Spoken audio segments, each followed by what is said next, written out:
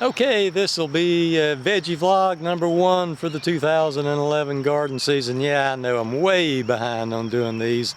I filmed 2 or 3 of them and then just neglected to edit, and they get dated, and I have to film another one and neglect to edit. But so I want to try to do this one fairly rapidly, and one reason I don't want to edit right now is I've done so much stuff out in the yard this year, with the veggie garden and the rock garden and this tomato trellis down there, that I've got my fingers all kind of screwed up, and I even taped them to each other. They was hurting so bad. I got 2 good ones there still though.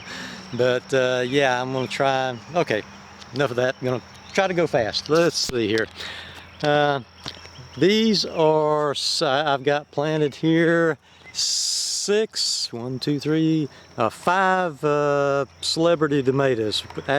Actually, my favorite tomato is a celebrity tomato, and they're, as you can see, they're filling out the cages really nicely.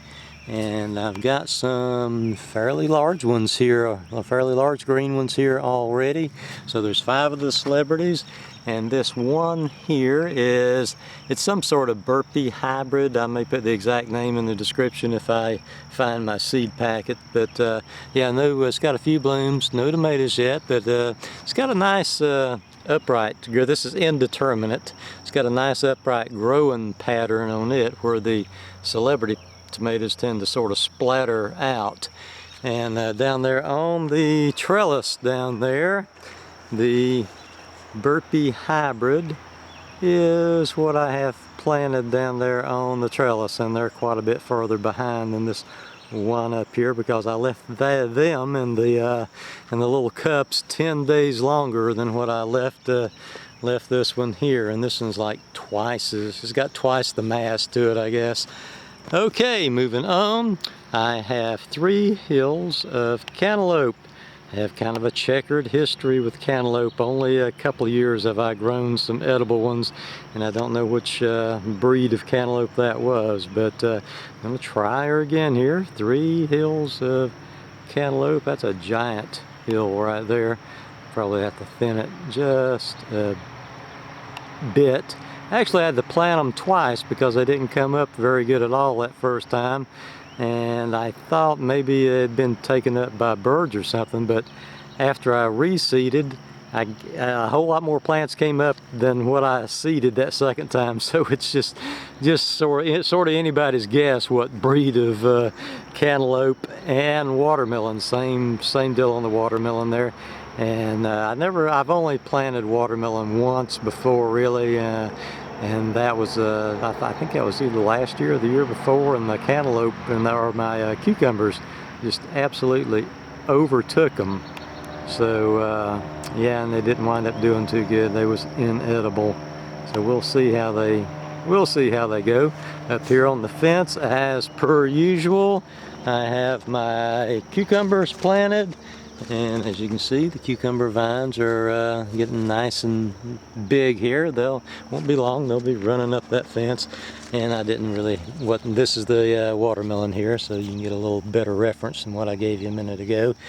And the cantaloupe, it's a little smaller than the watermelon. Alrighty, here is the squash. I've got 3 hills of squash. I was going to have 2 per hill, but they didn't germinate very good. I've got 2 in this hill, and then 1 in each of these hills. That's the only one that came up in these 2 hills. And no, they did not have the good grace to come up right in the very center of my hill where I planted them. It was kind of on the side, so I didn't transplant it to the center. I just adjusted the hill around it. So anyway, it's getting on up there pretty good. And as you can see, it's got some little bitty buds down here on the bottom. Okay, here we are, some peppers. Planted sort of a Duke's mixture of pepper. Every year is a little bit different, just a little bit different on what I plant as far as peppers goes. We've got the hot banana pepper here, which pretty much always is the smallest thing, the smallest plant that I have. And we have some Anaheim chilies here. And here is some Yellow Wonders right here, which they turn red as the bell pepper turns red. The Anaheim chili turns red. And here we have, and the guy at the greenhouse really bragged on these. He said that people had a lot of luck with these. The super heavyweight, and they turn kind of, excuse me, they turn kind of orange or yellow orange. Anyway, and they really get huge, he says. So the plants, the super heavyweight plants actually are the biggest ones. So maybe they will produce some very large peppers. Anyway, they are blooming at the moment. And a couple of words here about some of the products I've been using. As I said before, well, there's my compost pile, which has grown fairly large there for this year, but I used up most of my compost in the rock garden, so had to buy a few soil amendments here this year. We have black cow composted cow manure, and this comes from all of these three products here. It came from Lowe's, and I recommend this cow manure here, this composted cow manure. It's and if you've not used it, it's sort of got some sand in it, which is absolutely normal and good for most people's garden, unless your garden's already too sandy. But yeah, I've used some cheaper. This is like $4, a little over $4, and I've used some cheaper before, which was nowhere near as good looking as this. And even then, don't let the word manure throw you. It's nothing like manure. It's just, you would think it was just black dirt is really what you would think, and it has just about no odor to it whatsoever. And here we have mushroom compost, and I was going to highly recommend this until I read a little online about it, and now I'm not quite so certain about it. But anyway, this is wonderful, and I wish I had a sample to show you here, but it is just wonderful, wonderful looking stuff. I mean, it's just, it just looked like it would really grow anything that you tried to grow in, and it would grow. But the people, more than one person online tries to claim that this is, well, it's not very nutrient, in spite of how it looks. He says it's not very nutrient dense, and it actually does not mention the nutrient value here on this, which you should be able to read. I'm going pretty slowly. And also, unless it says organic on it, which this here does not, it is apt to have quite a few just various chemical compounds in it, fungicide sprays and whatnot. And it's not made exactly from mushrooms. It's from the mushroom growing media. So, you know, it's like ground up corn cobs and all kind of lots of organic materials that they put out for the mushrooms to grow on. And I think they grow 2 or 3 crops of mushrooms on it. And of course they use their various fungicides and stuff on it. And then they harvest 2 or 3 crops of mushrooms, and then they just strip all the growing media, or soil, whatever what you want to call it, and bag it up and kind of mix it up for it to be even texture, and they sell it for compost. And like I say, it looks like wonderful stuff, but the nutritional value not necessarily the best, according to this online guy. And also, there's the deal, if you're an organic gardener, unless it says organic, it is going to have a certain amount of chemicals in it. I need to show the black cow stuff here, the back of it. I'll go a little bit faster. You can just pause it when you need to. Okay.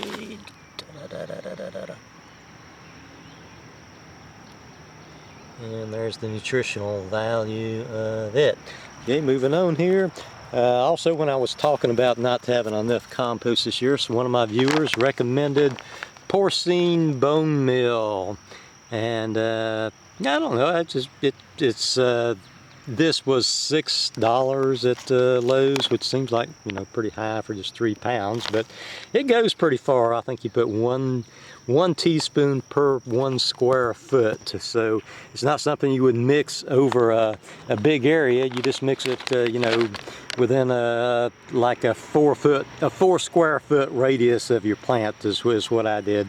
And I've used all 3 of these products on most of the stuff. I went kind of light with the compost, with the mushroom compost, but I've used this over around the cucumber. No, not around the cucumbers. I've used this around all my tomatoes and around the this no edit stuff is really starting to bug me right now. Around the squash. Okay, let's move. Well, let me go ahead and get a little bit in case anybody wants to check this out. Whenever I was looking for organic type stuff, there really was not a whole lot to choose from. I think there was one other product at Lowe's that I discovered like a week after I bought this. I can't really remember what the name of it was. Okay, let's go down here just a moment to the tomato trellis really fast since I wasn't going to edit. Okay, all right, here we are, and this is the Burpee hybrid tomatoes. And I've been actually, I think, well, okay, here's a sucker here. I've been actually a little too aggressive, except for this one. This one's looking good. A little too aggressive on suckering these. This one's about right, and the rest of them I've already done too many suckers. But my plan here is, you see, like for instance, this is a leaf. This will, like for instance, this is a branch. And since I'm not editing, you're going to hear both of that. This is a leaf, this is a branch. This is a branch, and it will not produce any blooms, any tomatoes whatsoever. However, this is a sucker, which a lot of people, except for these lower ones, will usually just pinch out of here. Well, sometimes. I never have, because I grow them in cages, and that's just not done when you grow them in cages. But my plan here is to let this sucker grow on up here. And it'll start curving, and then I'm going to tie it off to this trellis right here. And then I'm going to get some little clips, I think, and just, you know, clip it on out here and let the sucker grow on out there and produce tomatoes. And the same thing on this other one right here. So what we'll eventually be looking at is just sort of a big wall of vines here. And even though it's sort of a wall of vines, it should be getting, you know, quite a bit of air circulation and prevent blight, supposedly. Except I may not be, on some of these tomatoes, I may not be able to get a branch on this lower one, on this lower wire, because like, you know, like right here, I've already stripped out my sucker, so I don't have one to come up through here. I may have one up high, but the one that's up high may have to be the one that goes up here, because I might have to bend the branch down so far that it would break if I tried to run it parallel there. So like I say, I've been a little bit too aggressive already on suckering these. This is the first time I've ever done anything like that, so there you go. Okay, here is my okra patch. I have a double row of okra here. It's planted 2 foot apart. I planted and it has come up. Raven Singer's come up like 10 days ago, so the Raven Singer, painted raven song. So the race to 10 foot tall is on painted raven song. We'll see who gets there first. Like there's 5 of them. I'll be thinning this down to the strongest plant, and I planted every 2 feet out through here, and then on the other side, same difference, except you know, like there's 2 feet between these, and one on the other side is right between here, so everything's going to get plenty of sunshine. And this is probably like, so I don't know, 60 foot long, we'll call it. I haven't really measured it or anything. And there's one little kitty cat right there. Susie! Meow! Talk to us, Susie. You always talk to us. Okay, she did, but you probably didn't hear it. I was probably running my mouth too much. Huh? Yeah, I know you always talk to us. Okay, So that is it. I hope that's not too long. Yeah, they're always too long, and I'm not editing this, and so bye everybody. I'll try to be quicker on the next one and briefer, but you know, no promises.